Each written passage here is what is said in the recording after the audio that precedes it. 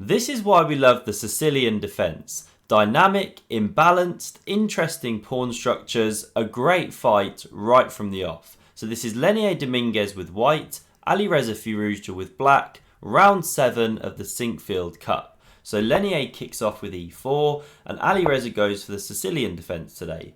Knight to f3, pawn d6, we had the open Sicilian with d4, the knight jumps in here, and now after knight f6, knight c3 defending the pawn, we had a6 from Alireza, the famous Najdorf variation named after Miguel Najdorf.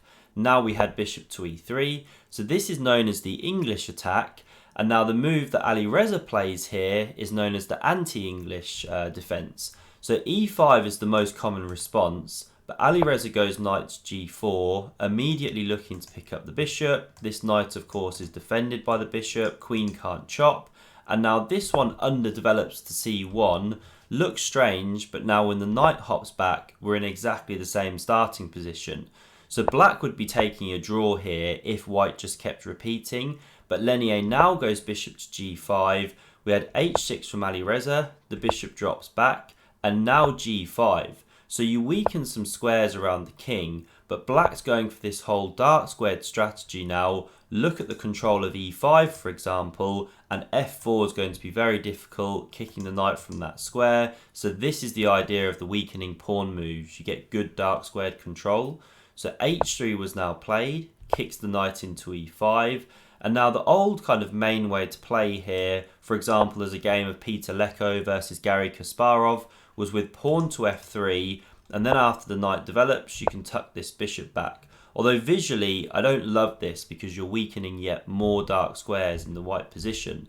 But the main move now, modern theory, is knight to f5.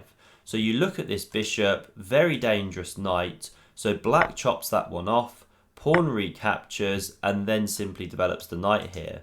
Now, by the way, if you go queen d7 looking to recoup this pawn, well then there's knight d5.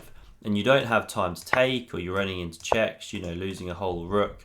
So you don't have time for that one. Black just continues developing pieces. Knight d5 comes anyway here, and now black goes pawn to e6. So it's a good move because you kick the knight out of this powerful square, and you also get rid of this annoying pawn, which is right in the heart of your position. So white captures, pawn recaptures, the knight drops to e3 now, and we can see that black's compromised the pawn structure through doing this, but they have now gained some time. They can continue their development in compensation for that.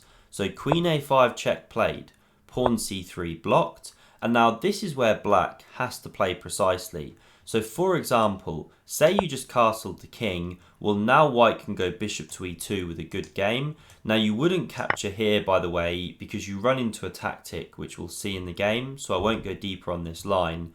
But say you go bishop to e2 developing, say the rook comes across, castles, d5, well this is just a good game for white. For example, there's a win from here by Vishy Anand against Boris Gelfand, because white's got the nicer pawn structure and you've got the bishops, so even though black's got the centre, these ones could actually become weak soon, especially this backwards e6 pawn. So that's why black has to take some quick action now. And if you want to pause and look for the move here that all the black players now play, please do so. So the move you play here is knight f3 check. Now you can take with the queen, there's a whole bunch of games go from there, but modern theory is taking with the pawn, and this is now the follow-up. You crash through with the bishop, pawn recaptures, queen takes, and you're picking up this rook.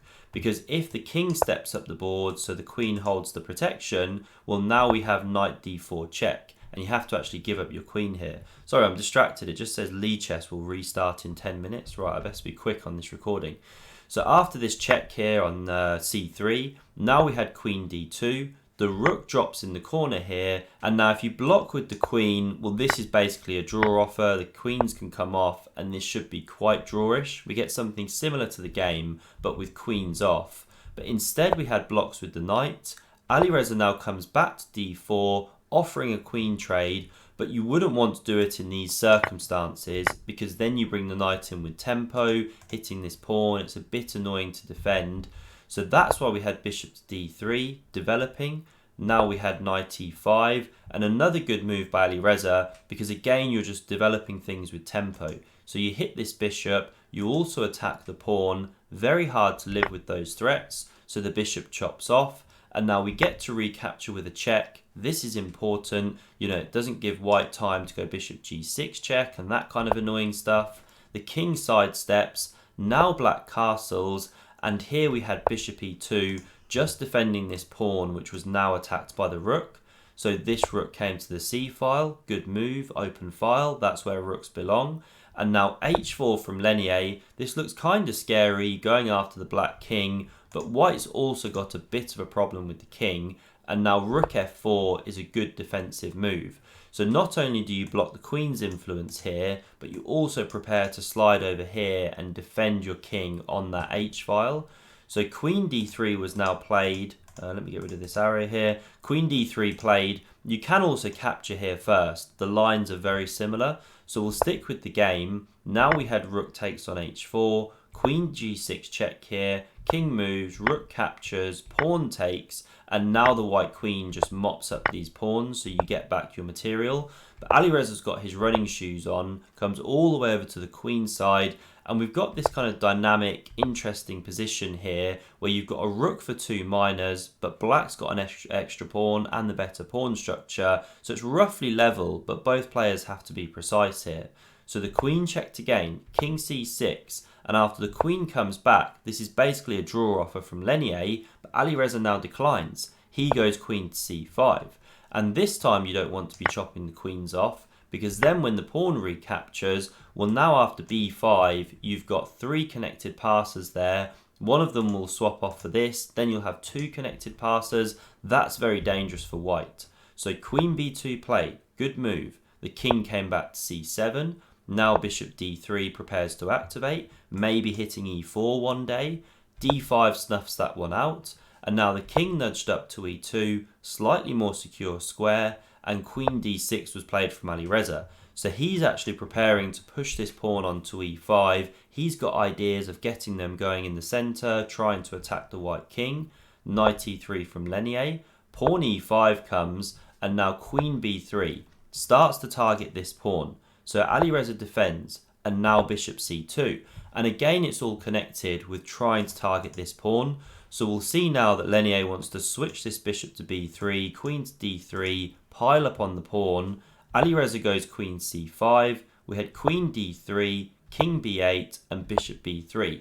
So the maneuver is completed, yes, but now Alireza kicks on with pawn to d4.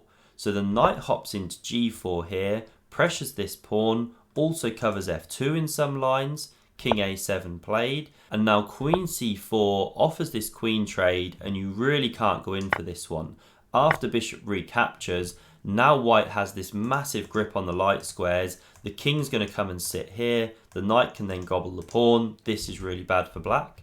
So Alireza ducks this exchange, but he first flicks in this pawn to d3 check move. The king moves away, then he goes away with the queen, covers this pawn, and now the knight comes back to e3, and black has to be careful, because say you get too casual, king to b8, well, now knight d5, and you've blocked this rook from protecting the pawn. That pawn's going to drop off. Again, white's much better. So rook d4 is important. You kick the queen, then after king b8, well, now when knight d5 comes in just a moment here, your rook isn't blocked out from the defense of the pawn.